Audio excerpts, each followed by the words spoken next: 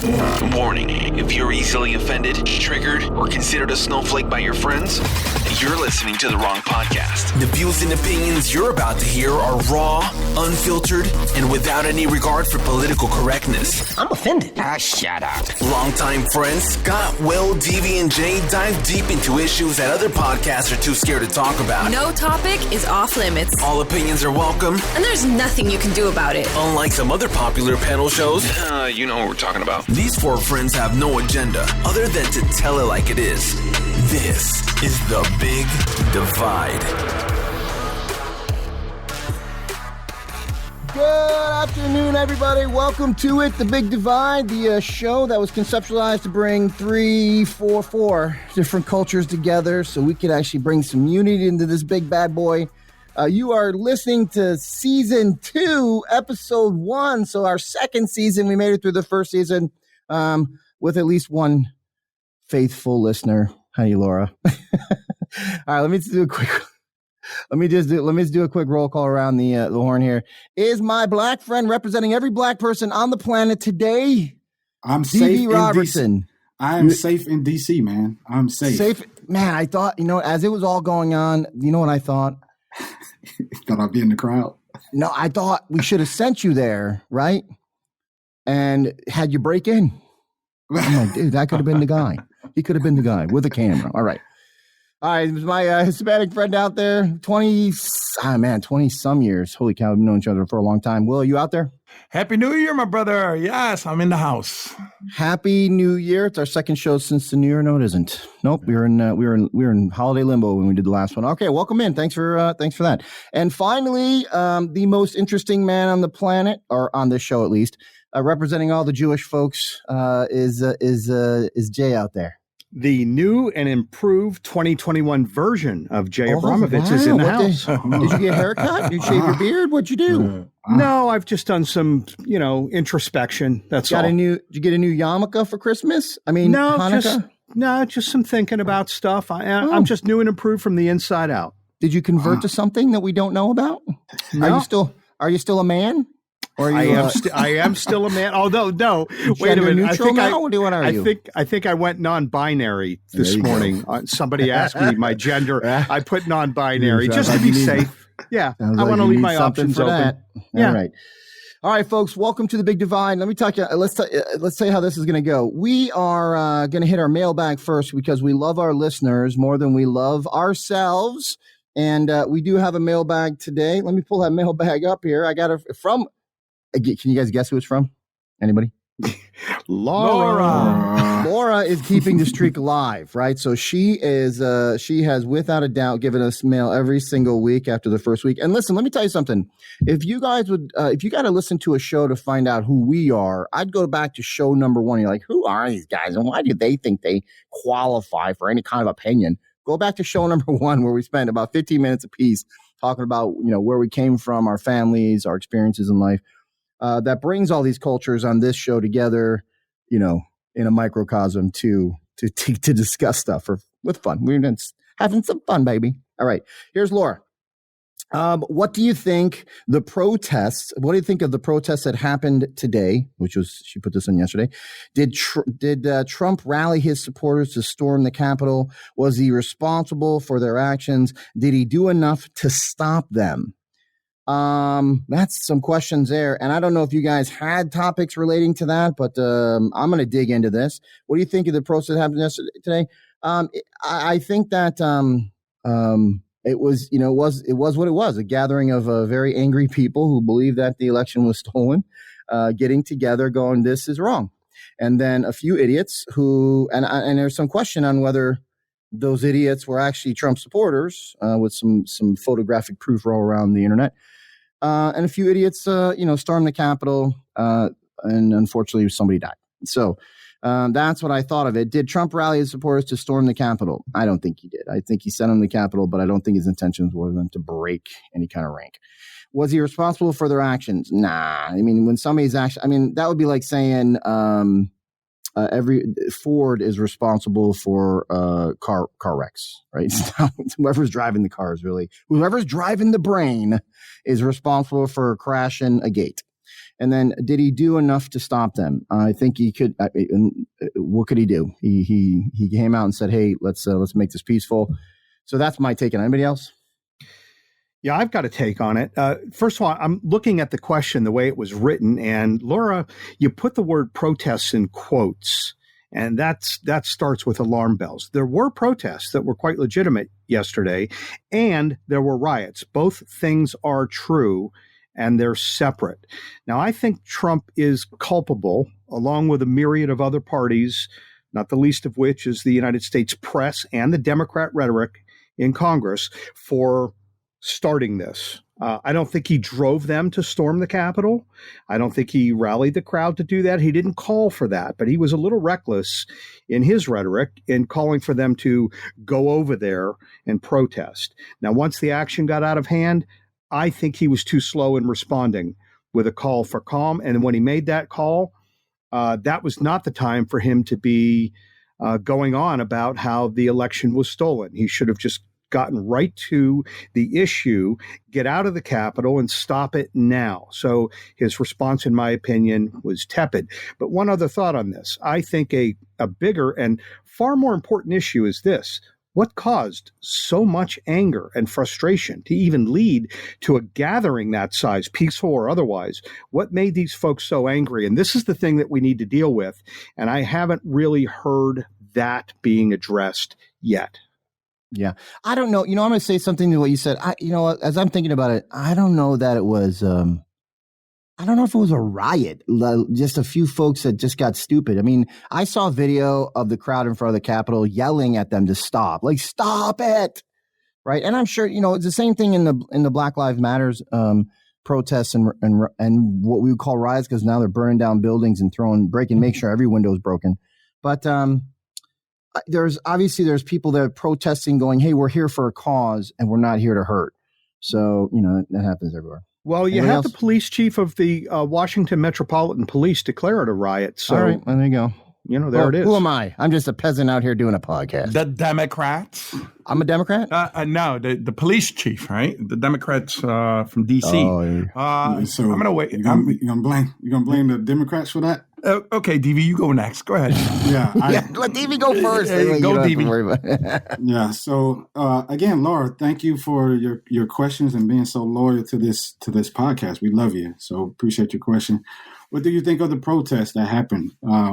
So I they have the right to assemble and protest. I understand people's anger, how they feel on their side.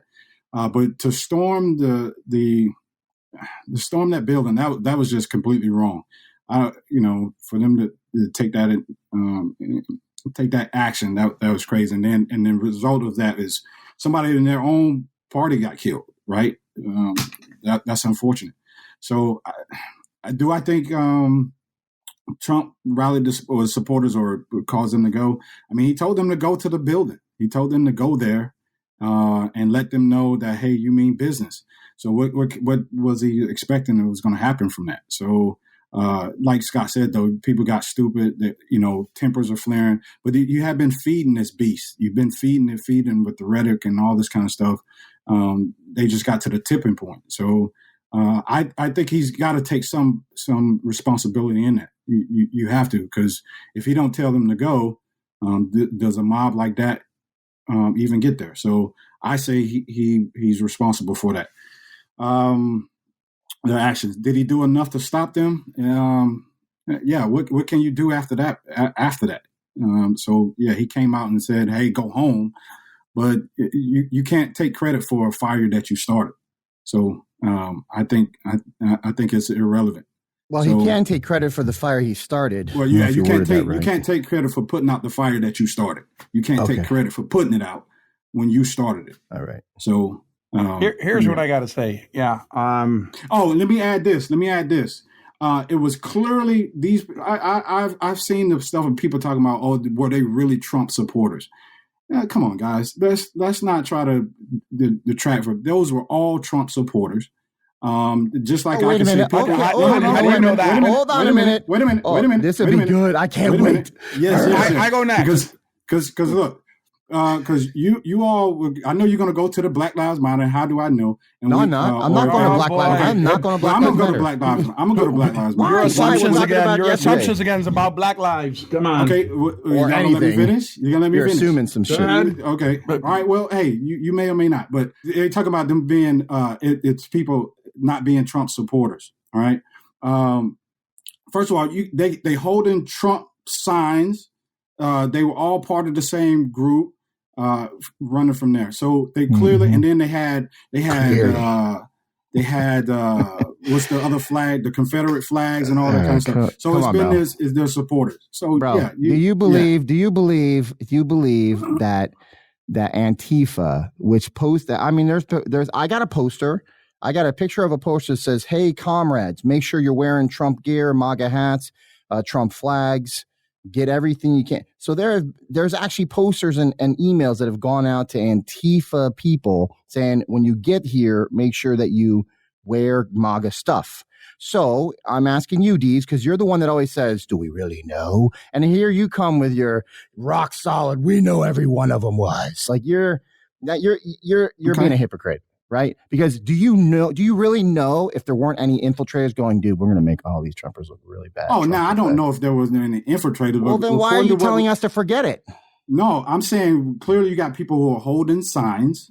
And you said they were not Trump supporters. Wouldn't it be the most brilliant thing for an adversary to go, "I'm going to infiltrate, wear all their gear, and I'm going to start the crap, making it look like them"? You don't think so that causes all the other Trump supporters to follow along, or let's do an acknowledgement here. Do you acknowledge that there's a chance that there's Antifa in there actually running first, and then everybody else is like, "Yeah, let's do it"? I wouldn't put it. It could be. Okay, thank you. I don't know that for certain. I don't know that for certain. Okay, now we're not certain when before you're like, "Come on, boys, don't give me that crap that was. It was all Trump supporters." That's what you said before. Because we're clearly looking at it. But what you just posed, okay, there's a possibility. I couldn't say thank you. Definitely. Thank you. That's all I needed. Right. That's all I needed. Thank you. But for all purpose, we're looking at Trump supporters. We're looking at Trump supporters, people who are carrying signs, wearing the gear and all that. They're Trump supporters. Okay, just because they're carrying a sign, they're a Trump supporter. They couldn't be different. It couldn't be an infiltrator. Okay. Couldn't be an infiltrator. Go ahead. Your turn, Willie. Yeah. Well, here's what I'm waiting for. Okay. The report on the people that were arrested, because they're going to do background checks on the people that were arrested.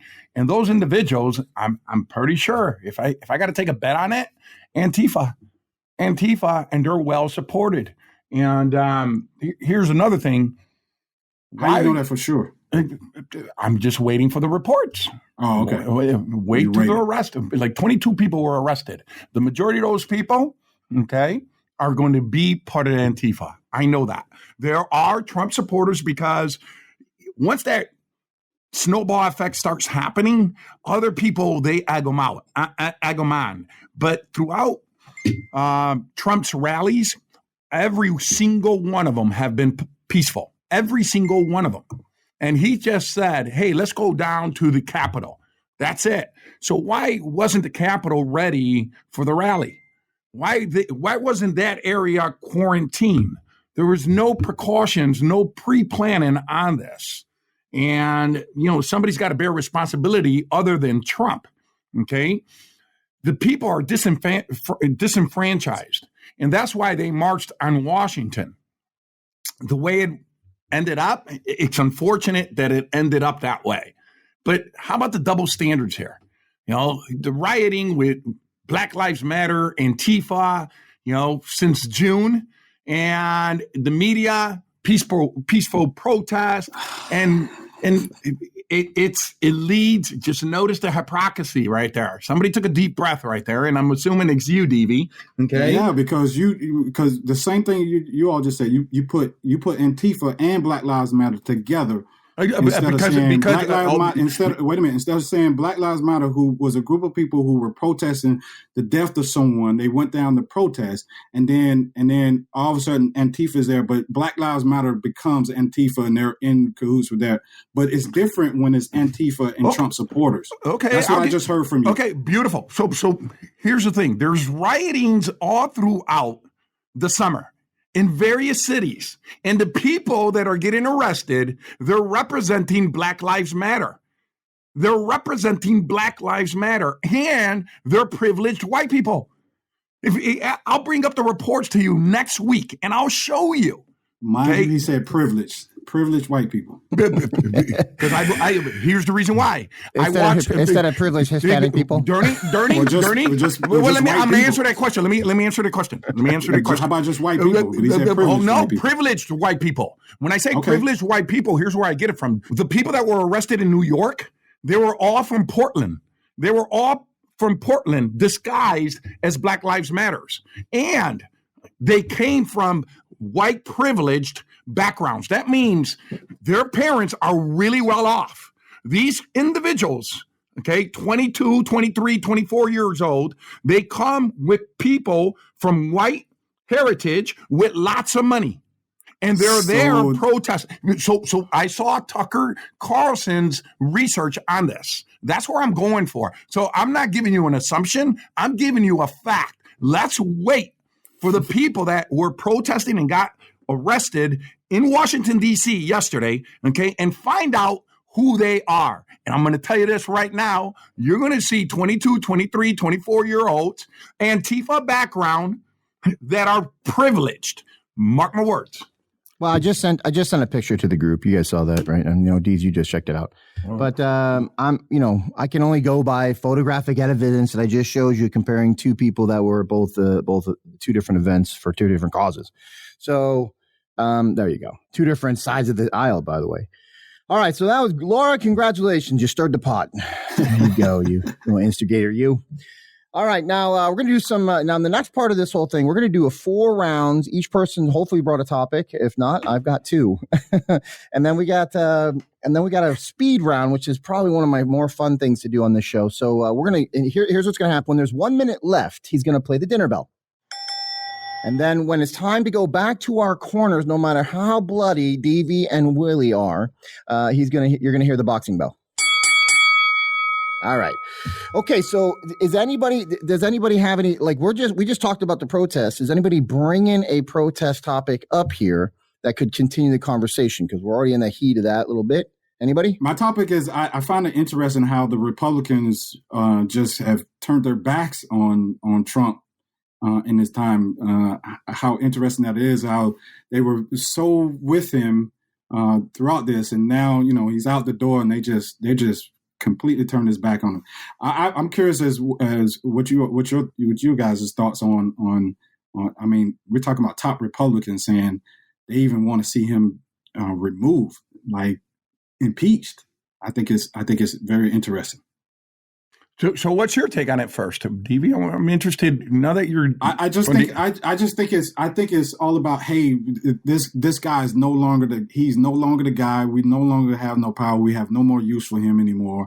So let's save our own political futures by removing ourselves, getting far away from him, and we can say, hey, because of this, they're using the whole riots, the whole protest, and all this stuff as a means to distance themselves from him, when many of them were in his corner no matter what was happening. I find it laughable, really.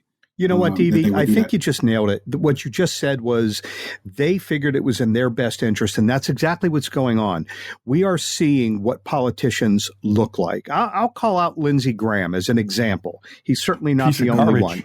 He stood on the Senate floor and just completely disowned Donald Trump. Now, we talked a minute ago. I think Trump's actions yesterday called for some correction. They were not pristine, but you don't stand in the man's corner for 4 years and then abandon like that. You are watching what happens when you turn the light on in the basement and the cockroaches run for the corners. That's what you're watching. And shame on them, because you ought to be able to separate the principles from the man. And none of them I shouldn't say none of them. Very few of them are doing that. And shame on them. You just saw who is truly principled there. I think you are seeing the political weakness of Donald Trump and the strength of his popularity all in one thing, right?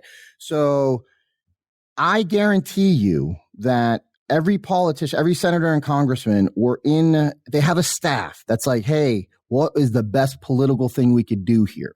Because that is their industry. Politics is an industry that you decide to take up a career in, right? And that industry, some of the best politicians, I mean, there's people that win elections for decades, and there's people that don't. And the people that win elections for decades there is a model, right? And that model is to have a lot of people checking polls out. Hey, what should we say based on what the popularity, it's crazy, but that's why that's the fun we make of politicians. Well, they'll say anything they can or want or will to get votes, right? Right. That's what you see Biden, hey, fracking, we're going to destroy fracking. Well, I never said that. Right. So that is the industry of politics, which Trump is not. And to be honest with you, that's his weakness. If you're going to join the industry of politicians, he should have definitely got more advice. He probably did. There were probably a lot of people you saw fired who were like, hey, this will be a great difference in the country. And behind the scenes are trying to give him advice that he didn't take because he is narcissistic like crazy. You're seeing his weakness is he ain't listening to nobody around him, right? His own narcissistic genius is what destroyed his second term. I don't think that's his weakness. He's an outsider, and he ain't playing the game. Do you agree that it's a political weakness? Like he chose populist over political. Exactly. There you go. Right? And that's why he's so popular. His populist strength is the fact that he doesn't look or sound like a politician, but his political weakness is the fact that he doesn't look or sound like a politician. So, But if he looked and sounded like a politician, he would be owned by the establishment. And because he's not owned. No, I don't think so. I think that and here's his huge weakness was he spoke like Donald Trump. His worst thing, his communication skills were absolutely terrible, right? I agree with you 100%. Right. That his communication was terrible, but no matter what he did was bad.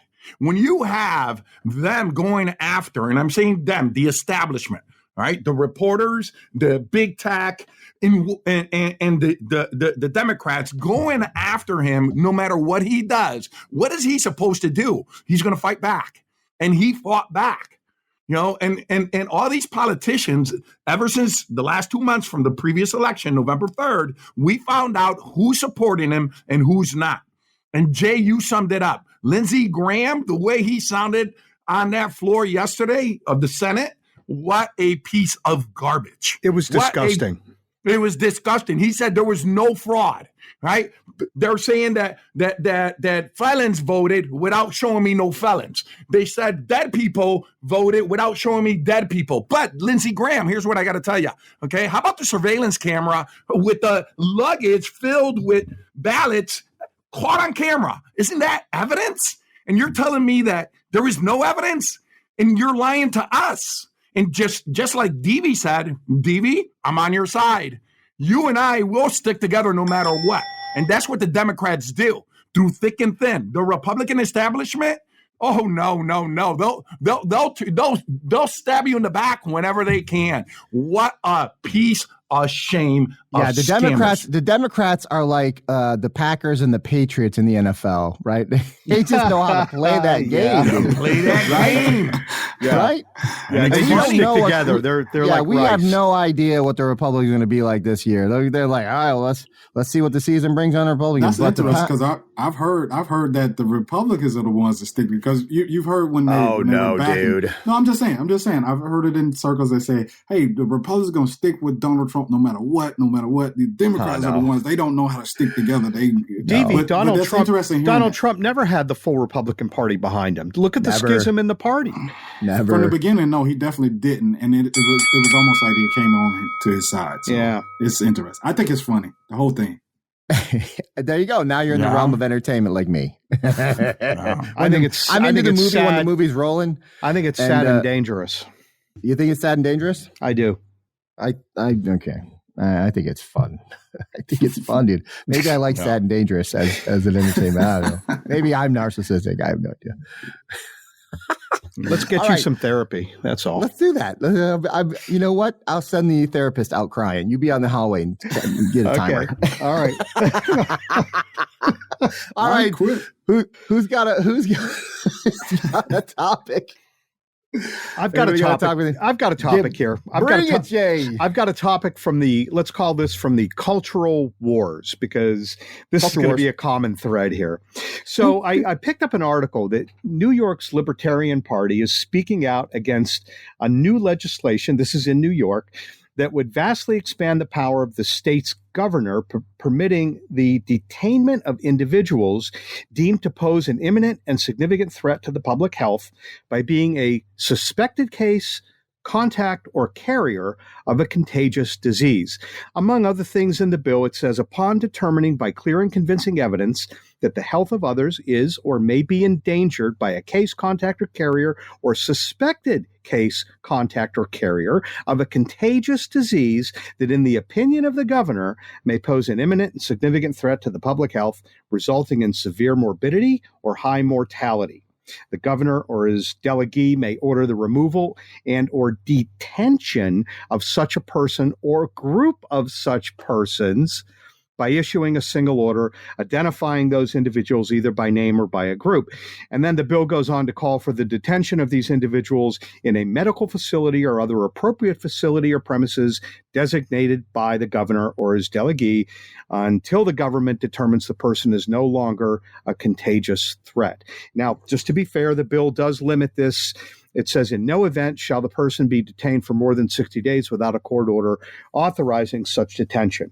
So here's my question to the group. Can you sum that up for layman's that are listening? Like I just did. I wanted to hit the bell right in the middle of my ding, ding, no, ding. Ding, ding. No, you have to listen to the language of the law. What it basically says is, if you have a contagious disease or you're a threat to the public health, the government can detain you. That's the essence of it. And I'm asking, where do we draw the line? How about the common cold? That's contagious. How about AIDS?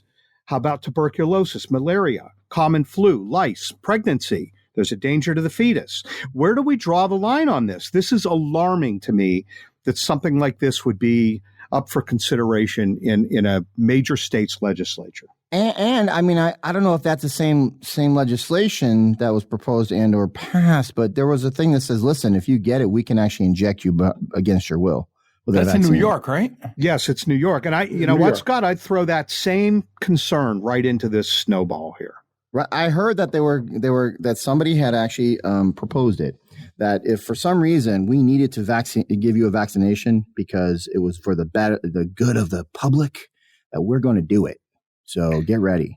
I mean, they have to hold you down and vaccinate you. Look, I'm the first one to say that you have to have a concern about public safety where it concerns health. But how far do we want to go? Do we want to detain people? And what diseases do we identify? And what they're doing here, the difference is where one side of the aisle, I think, says, hey, take responsibility for yourself. We're going to give you all the freedoms. Just make sure you're taking responsibility. If you are sick, don't go to work. If your kid's sick, don't send them to school, right? And then there's the other side that says, well, we can't trust any American to actually take responsibility, so we're going to force them upon like a parent. Well, you didn't ask, but this bill was proposed by a Democrat. You knew that. Of course. Yeah. Of course. That was easy. And this is all for power. Cuomo, power, CNN, his brother's there, and he just wants to control people. Just control people, and that's what he's doing, and he's getting away with it. You know what, to be honest with you, I don't know if it's control, because when you think about it, all these politicians are just self-serving. They don't want to have subjects. I think they want votes. I think their pay from the public is votes. And they're thinking, hey, we're going to propose this because most of the public wants it. I disagree. You think it's just power? Most of the public wants it because they're fearful. It's like you and I going to that restaurant and the guy saw me without a mask and he panicked. Okay, he didn't panic. Willie, that guy did not panic. he was mad at you because I get it for not having a mask. Because he was wearing a mask and you weren't. Okay. And he's frustrated. He's like, I got to wear a mask, so you better wear one too. Okay. Regardless, you know my point, right? But no, what I'm saying to you, let me say this. What I'm saying to you, if he wants everybody vaccinated, why are the elderly in New York not getting vaccinated? Why are they keeping the vaccines from the elderly people? He's killing people on purpose. And in Florida, but you got to stick with your top. Like you're not going off the rails. I'm not. It's the same. You said they want power. Like, all right, every day I want a list of every single person that's now in a 60-day quarantine. Okay, so now isn't that power? Keeping them quarantined? I'm saying I was making fun of it. You're saying they want power. I'm saying they want votes, right? Okay. Well, this legislation talks about detaining people in a facility. Yeah, I get it. I mean, should we call it a concentration camp? And who are they really detaining? That's what it's going down to. Who are they? Okay, here we go. Ready for this? All right, who is it? Okay, is it punishment? Is it saying, hey, you don't agree with what our side thinks about this thing? You're probably not going to wear a mask. You're probably not going to get a vaccine. Look, at our side all got vaccinated, but you guys are non-vaxxers. I think it's that. I think it's like, listen, we're going to get them to bend to our will no matter what. Exactly, power. Let's do another test. Another test. How much can we get away with this? I buy that, Will. DV, any thoughts on this? Yeah, so I agree with Will in that it's about power. I don't know if I agree with the extent of how he went with it in terms of having, with the elderly and bending their will. Oh, there was a report yesterday. But I think it also brings in to what Scott's saying. In order for them they want for the votes and getting the votes that keeps them in office because it's all self-serving. I just really believe it's all about self-serving. However, I also believe that because we just don't know what to do in this country. Some people are trying to figure out, okay, what do we do? And so you got extremes on one end, extremes on the other end. And everything is clashing because everybody wants to feel like, hey, if we solve this thing, then people be on our sides, which means we get more votes, which means we continue to have the power, and then we can just have the American people control. So I think it's a bit of all of it. Body blow, uppercut. All right. Okay. All right, so I'm weighing options. I could go really crazy. I will lose friends if I talk about this next thing, even though I just want to talk about it as a talk about point. You don't have any friends anyway, Scott. You're right, there you go. I got you guys. Late, go ahead. Right? Too late? Go ahead. All right, so I'm going to do this, right? So I actually, there's a lot of my friends on Facebook. I have almost 5,000 friends. Amazingly, I only lost through 4 years of my support for a certain orange person.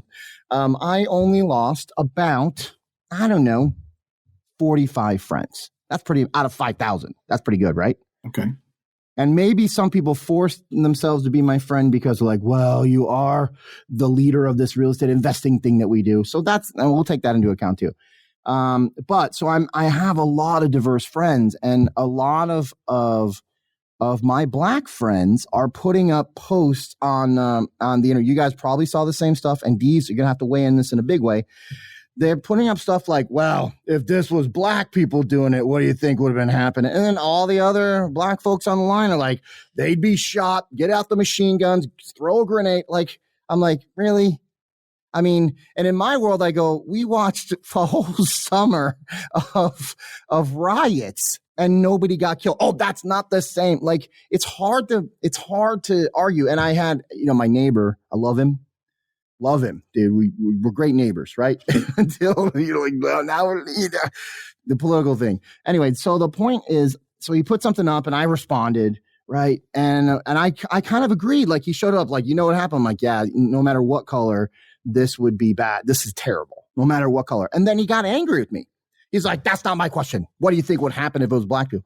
And I'm like, well, I mean, all summer, we saw a lot of riots around a culture issue that nobody got killed on. When the police didn't come out machine gun people down. I mean, right? Well, that's different. So they, I and then I put in, I sent you guys the post, right?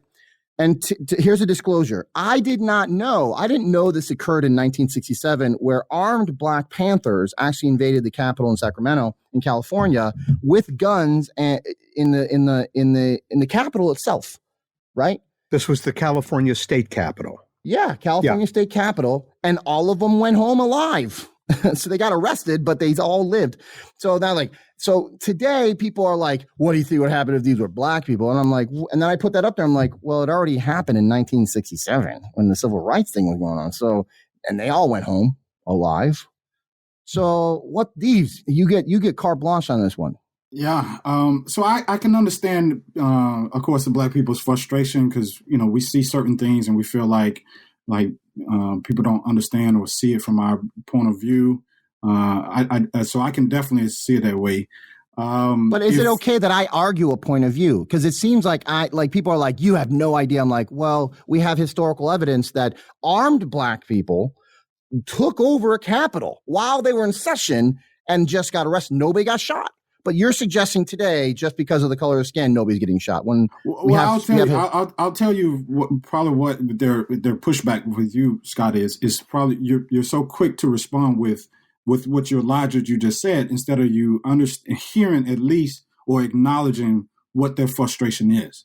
So you could have maybe said, hey, you know what? I can understand your frustration. So they're not posting stuff up because they believe it, just because they feel it. They feel something, right? Well, because I think it's a little bit of both. My logic is sound. Is it, Deeves, is my logic sound? Is it sound? Yeah, your logic is sound. I mean, nobody died through the summer. The cops didn't. I mean, don't get me wrong. The riot started because somebody died, right? Because of rape. That was murder in Minnesota. I don't care what you say. Murder. White cop, black guy's neck. Murder. Done. Right. So yeah. Protests and then riots happened. But while even the riots were happening, burning buildings, breaking windows, it wasn't like the cops said, well, let's end this. And because they're now pick off the Black ones. That's not what happened. Well, but you're saying that didn't happen because the protest was against the law enforcement. So how would that look for law enforcement to start killing them off? It would prove the point even more so. So I think that's where you're saying, hey, okay, that doesn't happen. I don't know if easy. Yeah. I'm just okay. Okay, now again, okay, no problem. Okay, I'm gonna go with okay. All right, something I didn't consider right there. Okay, now I sent you this on the Black Panthers actually taking over the Capitol with guns. So is that set precedence that it already happened and here's what happened? So I guess. I have to change my. No, but that's to your point. I'm saying your logic is sound, but again, when you're quick to justify certain things and not understand someone's point of view, you're just hearing their point of view. Yeah, but somebody's point of view is if these were Black people, we know what would happen. We'd all be dead. Well, and I'm not saying that their point of view has to be right. I mean, we all have different point of views. That doesn't make us either one of us right or wrong. We're just saying our point of view. Here's what I got to say on this, okay? The Democratic Party wins again. Indoctrination. And this is what they believe, right? In 1967, right, there was a civil rights movement. There was racial division. That existed. Fast forward to 2020, it doesn't exist. They're riding with it because of the orange man that was in office. In 2008, there was a Black man in office. In 2012, he got reelected. He did not get reelected and elected the first time because of the color of his skin. The color of his skin. That wasn't the reason. There was no division. Yeah, but I have an issue with you saying it does not exist. Like racial division does not exist. Like you saying that's like saying dinosaurs are extinct. We can say, yeah, we know dinosaurs are extinct. Systemic racism. That word is just like Scott says. The politician picks out a word that they can get votes on. Systemic racism. How does that exist as of today? Just think about it. How does it exist today? If you can answer that for me, how that's what's going on with systemic racism, then I'll confirm to what you're saying. Other than that, I'm sorry. The bell just rang. Oh my Bingo. God. Back to my corner. Get back to your corner, Will. Now, listen, it's my topic. I'm going to take you a little bit further. I just think that the outrage... Only you, right? You're back to the corner. Wait a minute. It's my turn. No, go ahead. You got the floor. I'm farming you right now. Get in your corner over there. Get back. He's a referee. Back, Puerto Rican. Back. All right. He bends the rules for him. He's a Democrat. No, you've got that wrong. I'm an executive. I pay for the show. I'm an executive for the show. Right, there you go. Now he's back to being Trump. With his money. You go. I'm putting Will in his place. Like, hey, I pay for this house. You want to live in this house or get out?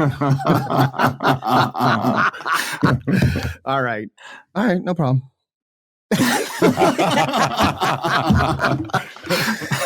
All right, Willie, what's your topic? What's next for Donald Trump? Okay.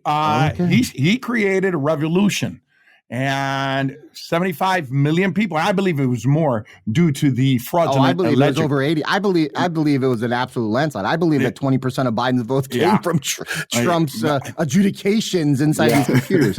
I agree. Saw the videos. I saw the videos of somebody changing adjudication votes. I saw it. Right. Even though the courts didn't want to see it, even though the politicians were scared to show it off because they were afraid of what would happen, I saw it. I can't deny my eyes. Anyway, go ahead. So the career politicians, Republicans, the establishment, they jumped off the bandwagon. We found that out.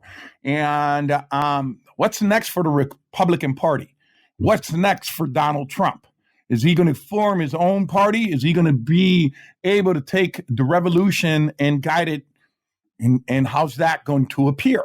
And here's my last question. Just with that. Is it double Hispanic Day? What's going on? No. Here's my point, should I say, right? Because Devi, in the earlier episodes of season 1, he said, I don't care. And I used to feel just like Devi, that I didn't care, right? I didn't care. But here comes the guy, Donald Trump, and he upends everything, the whole political scale. And you know what? I started to care. And what they did to Donald Trump, I'm back to being on Devi's boat. I really don't care. I'm not excited about the Republican Party. I was never a Republican. I'm a Trump supporter. And the Democrat, I was a lifetime Democrat. And I'm not excited with what they're doing, the corruption, the lies. I thought the Republicans were or the Democrat Party was the lesser of two evils. Now it's far from what I believe. Now let's go be libertarians, man. Come on. I think I'm with you then. I think I'm with you, brother. Because I am tired. I am tired of these politicians, career politicians, not caring about us, and they are supposed to do for us. They work for us. And just like Jay said, hearing Lindsey Graham yesterday, it's what garbage. And I saw that man on Hannity on a daily basis. I'm being crushed over here, right? They outraised me. I need funds. And he's crying foul for help on Hannity. He gets reelected, and all of a sudden, he just turns his back on Donald J. Trump. What a piece of garbage. So, Devi, I'm with you, buddy. Yeah, what do you guys take on what's next for Donald Trump and the Republican Party? I think Donald Trump is going to be good. He's going to still be Donald Trump. If anything, his brand just got better. No matter what you thought of his brand, and I've always gave Trump his credit on that. The guy he can build a brand, and he's made buttloads of money off of that name. And I just think it's just got even more powerful. He's going to go back into the private sector, doing what he was doing before. He's probably going to have more TV shows. We're going to see another reality TV show from this, and people are going to eat into it, whether they like him or not. They're going to run to it. So I think Donald Trump is going to be good. He gonna say, hey, these 4 years was what I didn't even take it that serious anyway. But hey, it is what it is. He's gonna go back to living his life. I think Trump hurt himself yesterday. His brand is tarnished. seriously, at least as a Republican candidate. He'll be fine otherwise. We don't need to worry about Donald Trump. But it just remains to be seen whether or not he can reestablish himself as a candidate. I'm not sure where he is right now. We just need some time to see where that'll play out. And I think that opens up a lot of new possibilities for the Republican Party. I think, and I guarantee you, a lot of major players in the party are licking their chops right now, thinking there might be an opening. People like Josh Hawley, maybe Ted Cruz, maybe Matt Gaetz. I don't know who's going to be there in 4 years, but it's not necessarily going to be Trump. I don't know if he can recover as a candidate from what happened yesterday. I think, before yesterday, and it's amazing how yesterday changed a lot of things, right? It did. It did, right? So I thought, well, the Democrats are destroying themselves all 4 years. I'm like, dude, the Democrats are just doing nothing. They got no platform. It's just hate Trump, right? And behind the scenes, they were just they were intimidating people, right? I think that there were a lot of judges that didn't take up this election stuff because of the intimidations with threats, right? I think that they probably got private, even on his own appointed people. Oh yeah, cowards, each and every one of them. Especially his own appointed people. They knew exactly who to target. Hey, I know Trump put you there, but if you do this, you've got a family, you've got an address, right? So and then, or they even says, you know what? Extent. Wow, to that extent. Totally. Dude, you saw the election officials in Michigan get totally doxxed, right? You saw the attorneys that were actually taking the cases to Michigan to completely doxxed, or Pennsylvania. So the left is evil. The extreme left is evil. Like they're like operatives. They're like, look, we're gonna get it our way no matter what. All right, that's my take, and they're good at what they do. Yeah, totally good. Patriots, Packers. Okay, here's my take on what's next for Donald Trump. I'm going to read this to you guys because I just got this from my back channels. I got some back channel stuff, some secret stuff. You got to hear my back channel stuff. Here it is. So next week is another show, so I might be able to. Anyway, is this from Q? Just be honest. Oh no, it's from my sister. Okay. So no, she's forwarding this to me. My sister's forwarding this to me. Shout out to Jen. She's forwarding this. Tonight, President Trump is going to be addressing the nation at 9 p.m. Eastern time. This is not a rally speech. This is an address to the nation where he is going to give and lay out all the evidence. Everyone needs to be tuned in to his speech. Make sure you alert your friends and family. I'm doing that with my 3 buddies here. If there was ever a speech you need to listen to, it's this one tonight. Be sure not to watch this on the mainstream media. Watch it on Newsmax, Right Side, Broadcasting One, American, and whatever, blah, blah, blah. Okay, all that new right-wing stuff. Okay, now this show is going to be handling. There's the ding ding. Get him off the air. He's talking about stuff from the past. So this is Thursday tonight. This will probably make the airwaves on Friday unless Tristan's amazing. But there you go. So I think you asked me what's next. I think that stay tuned, baby. Stay tuned. And listen, I'm the guy that loves the entertainment. I'm like, give me some popcorn, baby. All right, you guys ready for speed round? Speed round. Let's go.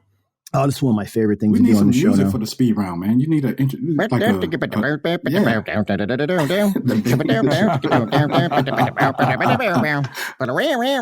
What's that from? Benny Hill. Yeah, boy. Okay, I know. I don't know if you guys remember. That was a cool show. Benny Hill. Here we go. Here we go. Speed round. Number 1. Looking back on your life, what socially instilled idea held you back? Be quick. Socially instilled idea. You had this idea.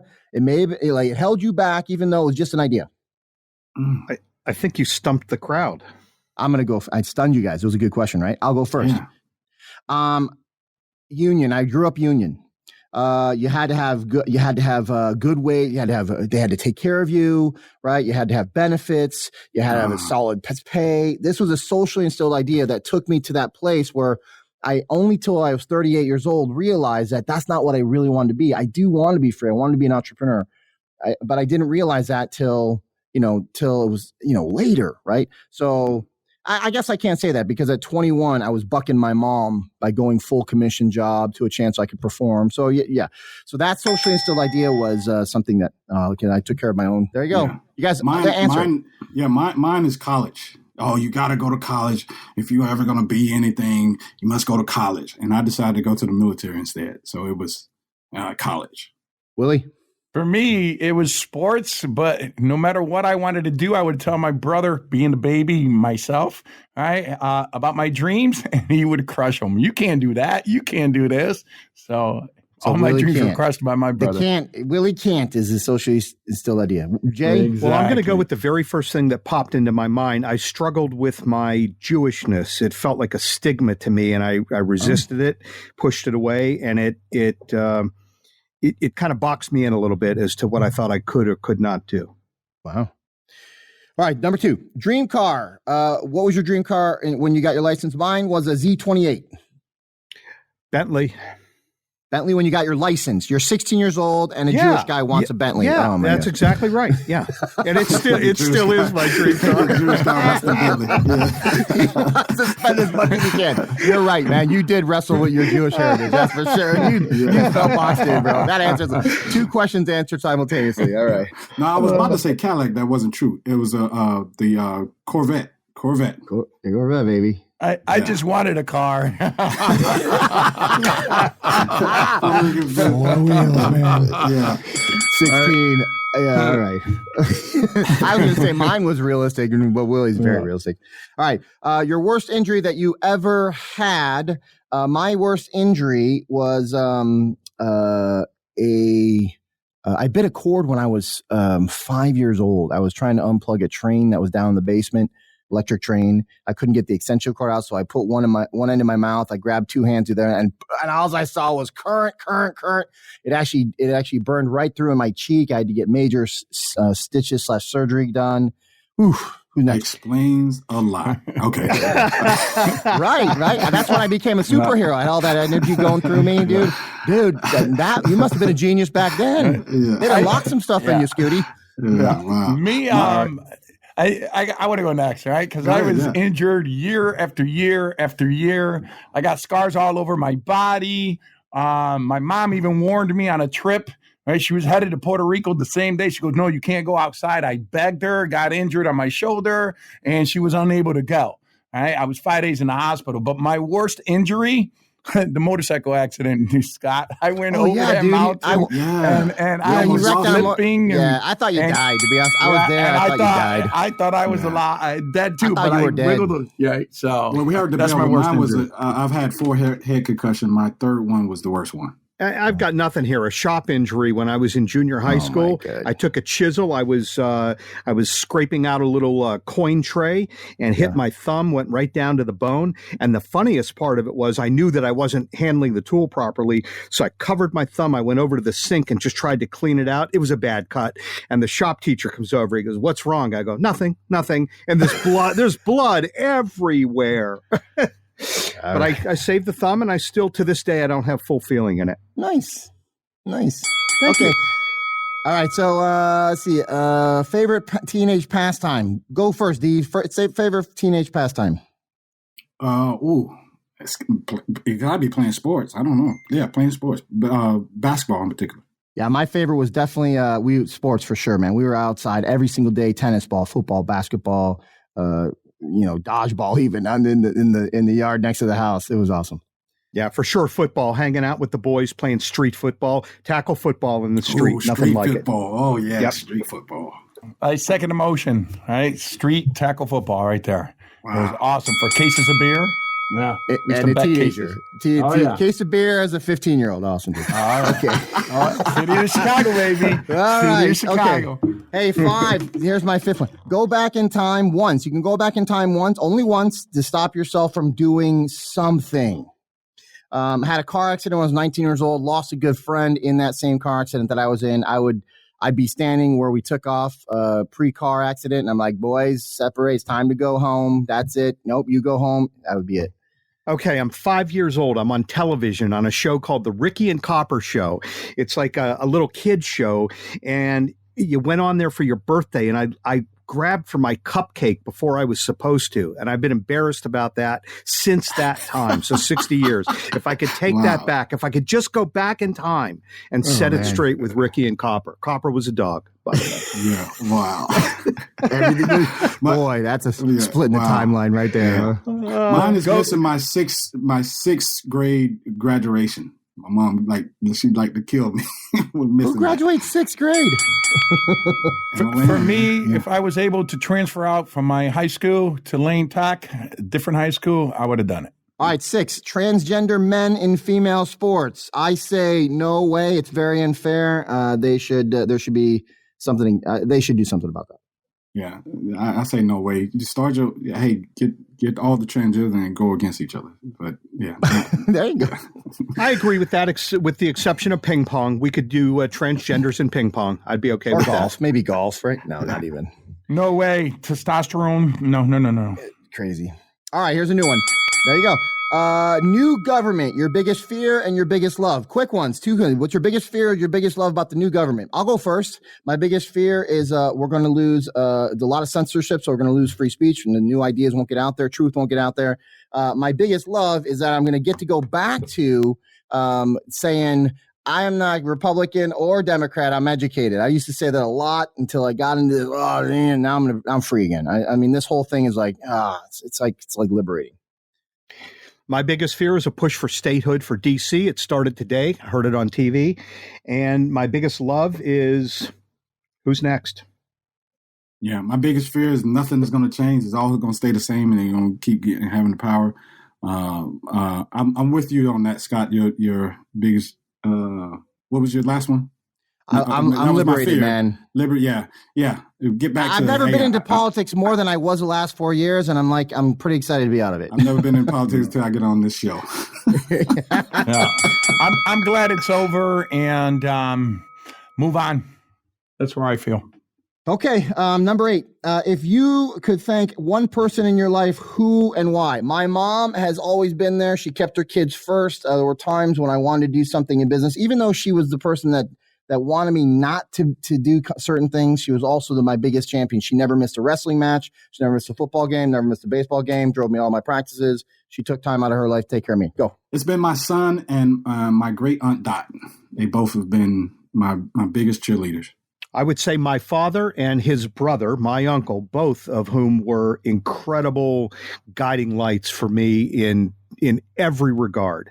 Moral principles, support to go out and conquer the world. My mom, right, 90 years old and Alzheimer's, and I miss her bitch at me, bitching at me, right? She's like bitch, you, and now she sees me and then say it.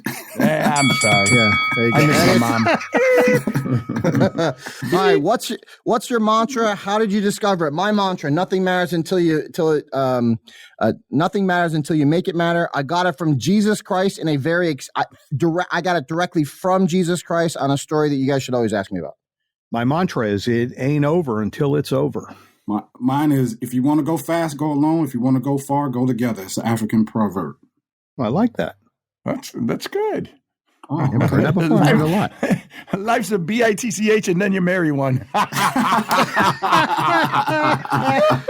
Apropos. All right. Okay. Last one. Number 10 right here. It's our 10 speed. Last one speed round.